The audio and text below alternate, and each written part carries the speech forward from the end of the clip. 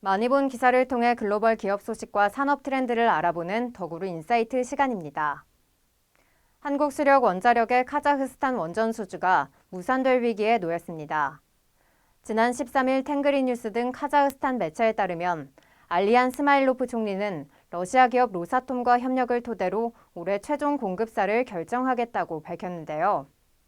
스마일로프 총리는 다자간 프로젝트를 강조했지만 업계에서는 카자흐스탄 정부가 원전 건설에 필요한 사전 작업을 로사톰과 진행하는 만큼 최종적으로 러시아가 사업을 수주할 것이라고 전망하고 있습니다. 다음 기사 보겠습니다. 세계 할랄 화장품 시장이 가파르게 성장하고 있습니다. 현재 중동 화장품 시장은 미국과 일본, 중국에 이어 네 번째로 큰 시장으로 우리 돈 약 30조 원 규모로 추산되는데요. 지난 16일 시장 조사기관 더 마켓인사이트는 화장품 성분에 대한 관심과 무슬림 인구의 증가로 연평균 9%의 성장률을 기록할 것으로 전망했습니다. 이어 세계 할랄 화장품 시장을 이끌 주요 기업에 한국콜마를 비롯한 7개 기업을 선정하기도 했는데요. 한국콜마는 지난해 9월부터 현지 기후 환경 등을 고려한 제품을 개발하는 등 중동 화장품 시장 공략에 나섰습니다. 네, 기사 속 내용 더 심층적으로 알아보기 위해서 김병용 더구루 편집국 수석 에디터 모셨습니다. 안녕하세요. 네, 오랜만에 인사드리네요. 네, 이제 네. 첫 번째 기사부터 살펴보도록 할 텐데요. 이 카자흐스탄 원전 사업에서 지금 러시아가 좀 우위를 점하고 있다 이러한 내용이었는데 이 스마일로프 총리가 사실은 뭐 다양한 이제 국가들을 좀 염두에 두고 있다, 다양한 회사와 일하고 싶다 이렇게 가능성은 열어둔 상태인데 예. 좀 어떻게 보시나요? 이게 참 계속 수주 원전 한수원이 여러 군데 이제 근무를 던져놨는데 사실 좀 결과가 쏙 좋지는 않은 것 같아요. 이제 보면 지금 폴란드도 저희 기사 보시고 또 체코도 보시면 결국은 이제 이게 막 원전이라는 게 몇십 조가 들어가고 또 되게 민감한 내용인 거잖아요. 그리고 또 그래서 이게 꼭 경제 사업성으로만 결론 나는 것 같지는 않더라고요. 그래서 미국도 결국은 이제 폴란드가 미국 손을 잡은 이유도 이제 우크라이나 러시아 전쟁으로 인해서 안보 위기가 고조되면서 미국이랑 좀 더 가까워지고 그러니까 미국의 논리는 그런 것 같아요. 이런 상황에서 지금 에너지도 우리 미국 힘으로 들어와야 된다. 뭐 그런 논리를 설득한 것 같아요.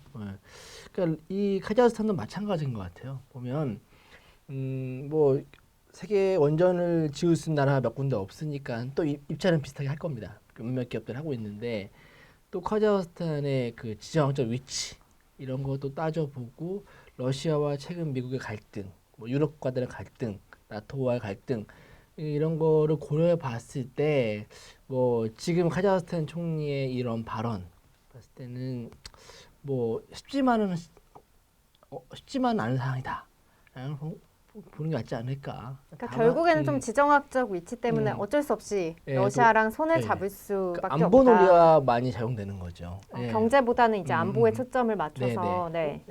왜냐하면 이게 또 이 원전은 한두 푼 들어가는 게 아니라 대부분 이제 그 외부 해외 자금을 지원 받아서 하는 경우가 많은데 이런 경우에도 뭐 러시아, 미국 돈 많으니까 그런 지원 빠방 해줄 수 있다. 그다음에 또 힘의 논리, 안보의 논리를 내세워서 이들 국가들한테 원전을 세일하고 있는 거죠. 네, 한수원이 좀 여러 군데에서 지금 좀 안 좋은 소식들이 들려오고 맞아요. 있는데 또 그러면 좀 앞으로 그래도 가능성이 있는 곳은 있을까요? 뭐 동남아시아도 있고 그다음에 근데 이거 까봐야지 않은 것 같아요. 왜냐하면 이게 뭐 아까 말씀드린 것처럼 많은 자금이 투입되고 그다음에 오랜 시간이 걸리기 때문에 단순히 뭐 경제성 논리뿐만 아니라 작용되는 게 아니라 정치 논리도 들어가기 때문에 쉽게 장담할 수 있는 상황은 아니다. 다만 그래도 뭐 한수원이 기술력도 있고 또 원전을 해외에서 지은 경험도 있고 하다 보니 뭐 허투루 이렇게 물러날 것은 아닌데 그래도 뭐 여러 가지 고전하고 있다. 다만 뭐 가능성이 없지 않아 있는 것도 좀 아직도 동유럽 쪽에 남아 있으니까요. 그러니까 결국에는 지금은 이해관계 때문에 그렇죠. 지금은 조금 불리한 상황이기는 한데 뭐 아직까지 최종 결과가 나오지 않은 곳들도 있으니까 계속해서 지켜봐야 될 것 같습니다. 다음으로 이제 두 번째 음. 기사를 볼 텐데요. 이 한랄 화장품 시장에 관한 네, 네. 네, 그런 기사였는데 음. 여기에서 한국 콜마가 이제 중동 시장 공략에 나섰다 이러한 내용이 있었죠. 음. 이 한랄 화장품 생산이 사실 조건이 조금 까다롭다고 그렇게 까다롭죠. 밝혀져 네. 있는데 네. 한국 콜마가 좀 어떤 전략을 펼치고 있나요? 그러니까 일단 이 할랄 인증부터 먼저 아셔야 돼요. 그러니까 이 할랄 인증이라는 게 뭐 보면 이제 이슬람교 경전에 따라서 제품을 만드는 걸 이제 그런 하신 모든 것들 만들고 먹고 쓸 수 있는 것들 모든 걸 다 할랄 인증이라고 합니다. 뭐 그래서 대표적인 케이스가 이제 돼지고기를 먹지 않는다. 근데 돼지고기 먹는 것뿐만 아니라 돼지고기 그러니까 돼지와 접촉한 식기 이런 기자재 쓰면 안 되는 거고요. 물론 돼지에서 추출한 것들 당연히 쓸 수 없고 되게 복잡하다고 해요. 그래서 네. 이게 뭐 단순히 뭐 음식뿐만 아니라 최근에는 뭐 지금 뭐 화장품도 들어가고 있는데 단순히 뭐 성분 돼지가 들어가지 않느냐 뭐 그런 것 경전에서 금지하는 그런 고기들이 들어가지 않느냐뿐만 아니라 그 만들어지는 과정, 포장, 유통 이런 것들이 다 포함된 거예요. 그래서 할랄 네. 인증을 받은 그다음에 뭐 화장품이다라고 하면 뭐 일단은 기본적으로 천연 성분을 써야 되고, 네. 예. 또 그 화장품 같은 경우는 동물 상대로 시험을 많이 하거든요. 이것도 하면 안 돼요. 그래서 최근에는 뭐 비건 이런 분들이 할랄 인증 받은 화장품 많이 쓰고 있어요. 이거는 뭐 천연 성분이 확실하니까. 뭐 그런 의미에서 지금 콜마도 그런 이제 요 전 세계 할랄 인증을 받는 곳이 인도네시아가 이슬람국이라는 곳이 있습니다. 여기서 할랄 인증을 받으면 전 세계 그 할랄 인증을 다 통합할 수 있어요. 다 대체할 수 있습니다. 그러니까 이곳에서 인증을 받기만 네, 네. 하면은 이제 그 시장으로 좀 무사 뻗어 통합, 나갈 수 프리패스예요. 있는. 예. 근데 지금 이슬람 인구 할랄 인증 그 받는 인구 한 20억 정도 된다고 하더라고요. 점점 늘고 있고. 그래서 그 콜마도 그 규정에 맞춰 가지고 지금 뭐 이렇게 세세하게 규정까지 뭐 그 생산 과정부터 유통, 포장 이런 것까지 다 전반적으로 다 할랄 인증에 맞게끔 준비를 하고 있는 걸 알고 있습니다. 네. 네. 일단은 재료뿐만 아니라 과정이랑 음. 포장 과정까지 이렇게 전 공정에 걸쳐서 지금 인증을 맞아요. 받아야 네, 하는 네. 만큼 좀 까다로운데 네. 이제 한국 콜마가 이 인증을 받았고 이제 그것을 토대로 이제 진출을 하려고 하고 있다. 그렇죠. 네. 네.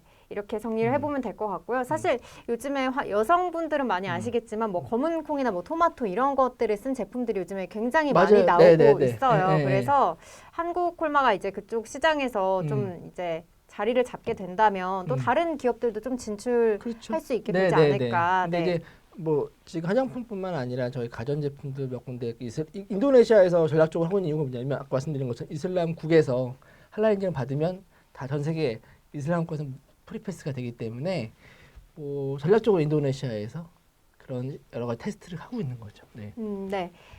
그리고 이제 이 화장품주들이 사실은 코로나 이후에 좀 많이 많이 주춤했어요. 힘들었죠. 네, 저 네. 같은 경우에는 이제 마스크를 계속 쓰고 다니다 보니까 확실히 화장을 하는 횟수가 줄어들었거든요. 근데 이제 요즘에 중국이 다시 좀 경제가 다시 풀린다 이렇게 네. 되면서 리오프닝주로 좀 주목을 그렇죠. 받고 네, 있는데 리오프닝. 요즘 그 화장주 시장 상황은 좀 어떻게 네, 뭐 볼까요? 리오프닝 그러니까 경제활동 재개라고 우리나라 말로 풀었으면 이제 그런 것들인데 뭐 높아지면서 전반적으로 화장품 기업 주가가 지금 뛰고 있어요. 거기에다가 뭐 이제 중국 전역에서 이제 너무 방역 정책이 강하니까 시위도 많이 나고 있으면서 중국 정부가 이제 좀 방역 정책도 완화하겠다. 뭐 PCR 검사도 뭐 전수 검사도 안 하겠다 하면서 뭐 전반적인 기대가 높아지고 있어요. 근데 다만 전문가들 이런 얘기를 해요. 뭐 다 된다고 해서 좋은 게 아니야. 어떤 걸 꼭 봐야 돼. 그 기준이 뭐냐면 그 화장품 기업들 중에서 매출 비중, 중국 비중이 높은 기업들을 좀 주목하라고 하더라고요.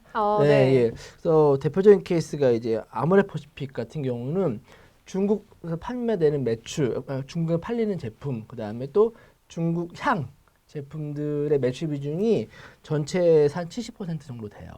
굉장히 큰 네. 비중이네요. 그래서 네. 아모레퍼시픽이 최근에 저기 용산에 사옥 짓고 되게 힘들었어요. 때마침 같이 코로나 터지면서 사옥도 어쩌면 지었는데 코로나 터지면서 매출이 많이 줄었거든요. 많이 힘들기도 했는데 뭐 하여튼 그런 좀 기대감 가지고 있고 그 다음으로는 이제 애경 산업도 좀 높아요. 한 66%. 네. 중국 비중이. 그다음에 LG생건도 화장품 분야 한 절반 이상, 한 57% 정도가 중국에서 나온다고 합니다. 이런 기업들은 당연히 중국의 그 리오프닝 과정에서 혜택을 볼 수도 있고요. 또 하나는 이제 그 완제품만 아니라 이제 그 ODM이라고 하죠. 제조자 개발 생산 업체들도 그 중국 고객사, 중국에서 클라이언트들이 있는 업체들이 좀 혜택을 볼 것 같다라고 하더라고요. 대표적으로 이제 저기 뭐야 코스맥스가 있고요.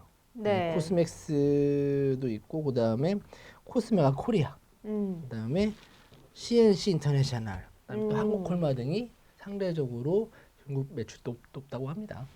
그러니까 지금 뭐 리오프닝주라고 해서 다 이렇게 좀 주목을 받는 건 아니고 중국 매출 비중이 높은 그러한 기업들 위주로 주목을 해봐야 될 것 같네요. 맞습니다. 네. 네. 이제 또 마지막으로 이제 중동 하면은 요즘에 굉장히 뉴스에서 많이 나오죠. 나오고 있죠. 네. 이제 우리 정부가 이제 UAE에 40조 원의 투자를 받기로 했다. 이러한 뉴스가 나왔는데 지금 원전주를 비롯해서 좀 몇 가지 섹터들이 주목을 받고 있는데 이 중에서 좀 짚어볼 부분도 있을까요? 그러니까 뭐 원전은 이미 하고 있고 가장 제가 봤을 때는 뭐 거기 MOU 맺은 기업들이 되게 많아요. 근데 구체적으로 뭐 어떤 걸 하겠다, 어떤 걸 하겠다라고 공개되지는 않았거든요. 근데 가장 주목할 부분은 방산주입니다. 일단 방산. 중동에 지금 뭐 정세가 항상 늘 불안하지만 뭐 그런 이유 때문에 항상 군비 경쟁이 강해요. 뭐 사우디아라비아도 마찬가지고. 그래서 옛날에는 전량 미국에 의존했는데 최근에는 뭐 재래식 무기 오늘 한국이 좋으니까 뭐 그래서 제가 알기로는 뭐 유에서 상당 부분 뭐 LIG 넥스원이나 카이나 뭐 하나 쪽에 갖고 있는 무기 체계에서 가진들이 많은 걸로 제가 알고 있고요. 네, 뭐 그런 걸 볼 수도 있고요. 또 하나는 이제 신재생 에너지. 뭐 이제 중동도 이제 신재생 에너지 관련된 기업 관련 사업들을 좀 왜냐하면 어차피 탈탄소로 가야 되니까 그래서 좀 주목할 만한 기업들이 뭐 SK 정도 한번 주목해 볼 만할 것 같고요. 근데 여기 항상 함정이 있어요. MOU라는 거. MOU라는 네. 게 말 그대로 업무 협약이에요. 그쵸. 예. 그래서 이거 구속력이 없어요. 안 해도 됩니다. 그러니까 네. 우리 같이 해보자. 근데 뭐 이게 꼭 이제 생각해 보는데 같이 해봤는데 뭐 안 맞으면 안 해도 돼. 반드시 안 한다고 해서 뭐 계약금 같은 거 돌려줄 일도 없고 그것 때문에 당신이 피해볼 것도 없고 같이 연구해 보자라는 정도거든요. 근데 일례로 옛날 MB 정부, 이명박 정부 시절에 그때 뭐 중동에서 어마어마하게 뭐 60건 정도 MOU 했는데 그때 결국 지나가 보니까 한 건이 한 건.